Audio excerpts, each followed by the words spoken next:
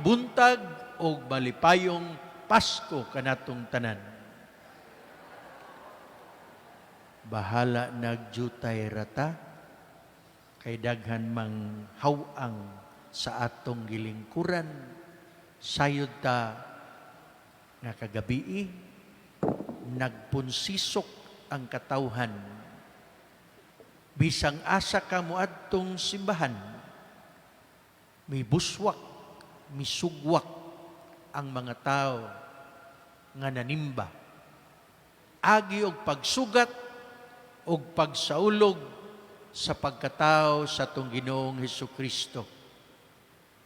Busa malipayon og nagmaya kita kay human nining mga tulo ka tuig o siguro a quarter of these previous years.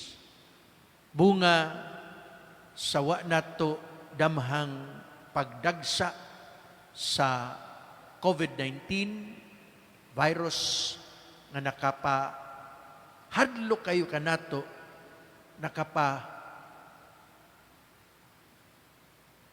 tago nato sa usag-usa, nakapalayo kanato sa usag-usa, nakapakgang sa atuang panagtigom.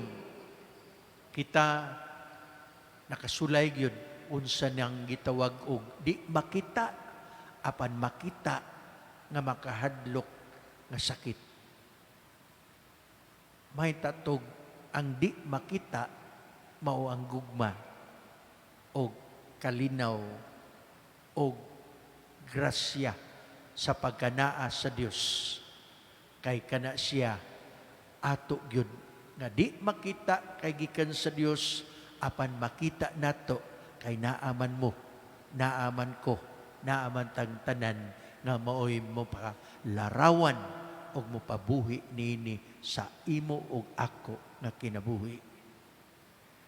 Human og hangtod karon nagpadayon pagani ang ato ang matawag natog cautious nga pag-atubang o pagpadayon sa pagpuyo nining panahuna nga naapagyapunta sa pagpanalipod, nagyapunta sa pag-social distancing, napagyapunta nga atong sangsangan ang atong mga bakba, musulod tag matawag og usa ka dakong lugar, labi nag-i-aircon, no?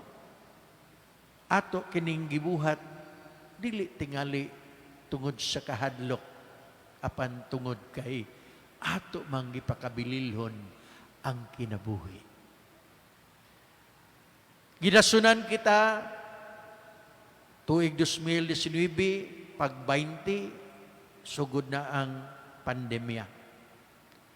Pag 2020 hangtod pagka Disyembre sa 2020 o 21 atong na sinati sumad nining mga panahuna ang pagbanlas sa makusog ug makahadlok nga udet nga bagyo. Ug sayod ta nga wa ta makabantay niadto kay naghuna-huna man ta suma sa gisibya signal number 5 o signal number 1 rata. Nahimo man hinoong signal number 5. May nanggani kay wa ta magrabihi dinhi simbahan ug sa kumbinto. Pero alirong grabe kayo ang naguba. Propiedad ug mga kinabuhi na kalas. Gidasunan kini sa malisod nga pagpuyo kay way tubig, way suga, way kuryente, way makaon, wagali gasolina. Ug tuod man naglinya ta, ug sa atong paglinya nakasinati ta unsa di ay kalisod kaning gitawag natog banlasan ta sa katalagman, bunga sa nagpungasi nga sayop nga paggamit, abusadong paggamit, hiwi nga paggamit sa atong kinaiyahan. Ang gimugna sa Dios para sa atong kabulahanan, bunga usab sa ato nga kahakog, ato nga kakiriwan, ato ka makapagkabintahuso o pangumkom niini para lang kanato bahala na ang uban sa walay pagpanumbaling o pagpakabana. Mao ni atong gidangatan. Mapintas nga bagyo, mapintas nga baha, mga wildfires, mga huwaw sa laing partes kalibutan, huwaw sa laing partes kalibutan, lunop. Kinsa may makapanghinuklog o makatarong niini o panguna-una, makaingon gyud ta, wa na, katapusan na ginis kalibutan. Apan bisan pa man ini, nindot kayong nga lakbiton o balikan og tan-aw kay kadto ato gyapong nalabngan og niata nagsaulog karon nining pagsaulog sa solemnidad sa pagkatao sa Ginoong Hesukristo tuig 2022. Apan gikan adtong tuiga 2019 hangtod karon ug magpadayon pa ang kagubot o gubat sa kalibutan sa Europa, sa Asia, sa Middle East, sa Africa, nagpakita nga ang kining gitawag natog kahakog sa gahom, kahakog sa pagkumkum sa mga teritoryo nga angay unta natong sawan nga malinawon, kahakog sa pagdominar sa uban, labi na sa mga gagmay nga mga katawhan o nasod. Nahimo ang kaguliyang o kagubot pinagi sa gubat o gubot.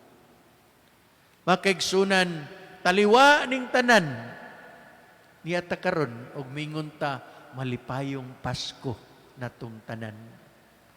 Unsa may naa nining atong gisaulog di ay nga nganong nagmalipayon man kita. Unsa may naa di ay nga ang Dios ato mang gitingbaya sa iyahang pagkatao.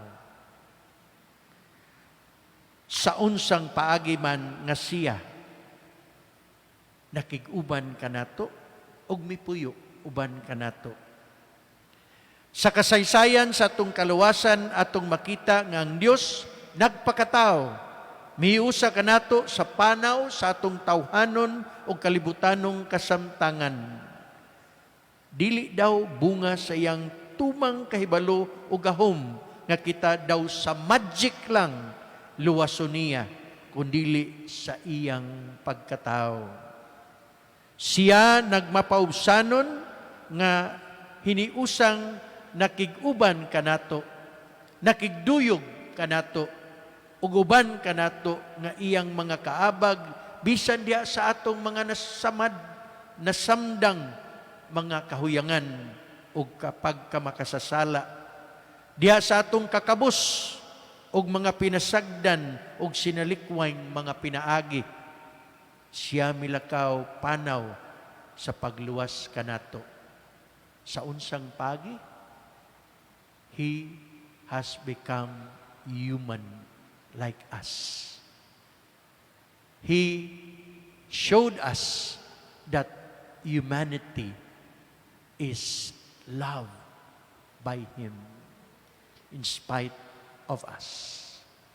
And that is why it is good, it is great, it is wonderful, it is awesome to celebrate na ang Diyos nipili na siya nagpakatao. Ang pulong nagpakatao, mipuyo, miuban kanato. Nining pamagiha sa iyang hiniusang pakigtuyog o pakigpanaw uban kanato, siya milunang sa atong kasamtangang tawhanon. Usa ka panaw nga puno sa pailob, puno sa kalumo, puno sa pagsabot, puno sa pagpaminaw, kaluoy ug pagdasig sa mga grasya ug karisma sa katilingbanong matuon aron kita makakabot og kabulahanan dili lang sa kaugalingon og pipila kundi para sa tanan. Wala kini makabot sa tawhanong maalamong paagi kundi diha sa maalagaron og espirituhanong pagbag-o. Ang atong sipra niini kun sumbanan, kun hulmahan, mao ang pagsaw sa gugma sa balaang Santissima Trinidad. Ang amahan nga mamugnaon, nimugna kanimog kanako, og sa kinayahan, og sa atong katikaran, aron kita pasawon sa iyang gugma o kinabuhi.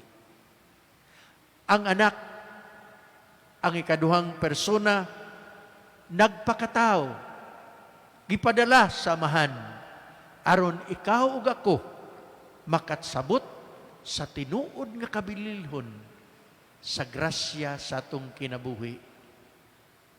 Kay ang dignidad nato, ang atong dungog, nahimo mang tawhanong dungog, nga uban sa Diyos nung dungog, diha sa pagkabinunyagan, nahimo kitang dili lang anak sa tao, kundi anak sa Dios.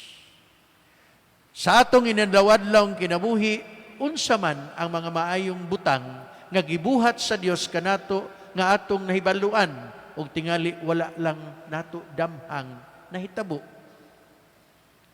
Diha sa usa ka hiniusang panaw sa balaang Santissima Trinidad, pinagi sa pagsaw sa gugmang mamugnaon, buhat nga malagaron ug manggiangayon nga makaluwas nga lihok kanato gikan sa atong tawhanong kakog ug pagkinaugalingon. Diha sa makapasantos nga kinabuhi, diin dinamdagan sa kahayag sa balaang kabubuton sa Dios. Muhimo kita sa tinguha o buhat na makapasantos nato ang mapausanong pagdawat o pagpuyo sa kabubuton sa Dios. Sayod kita nga kini atong lawasnon og tinud-anay nga nahimo og napuy-an kay mauman kini ang gihimo sa pulong nga nahimong tao og nakig-uban kanato. Sa panahon sa atong kalisod sa pandemya, inay, ang atong pagdawat sa Pasko nakapakgang ug nakapalayo kanato ug wala kanato bunga sa kahadlok makapapanumbaling sa panginahanglan sa atong isigkataw labi na sa mas naa sa kapig-ot ug kalisod. What did we experience? Jesus was born in you and in me because you took care. You became compassionate. You became sensitive to the needs, not only of yourself, to the situation and condition of those grabe kanapiktuhan sa pandemya. We begin to become disciplined and orderly.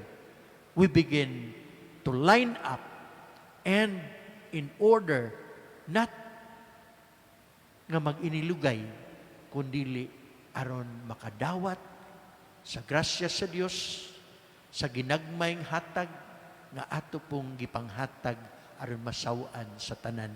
There Jesus is born in the manger of your life. There sa panahon nga kita nangita nga atong paminaon ang mga mulo sa mga tao nga tingali naran sa kadaplinan diha sa mga piliw-piliw lang ug daw wa na panumbalinga sa panahon nga ikaw nakigsandurot kanila there in the manger of your listening ear and compassionate heart, Jesus is born.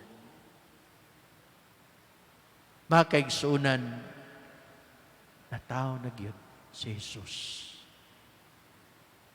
O kay nataw naman siya, diha kanimo o kanako, tara na.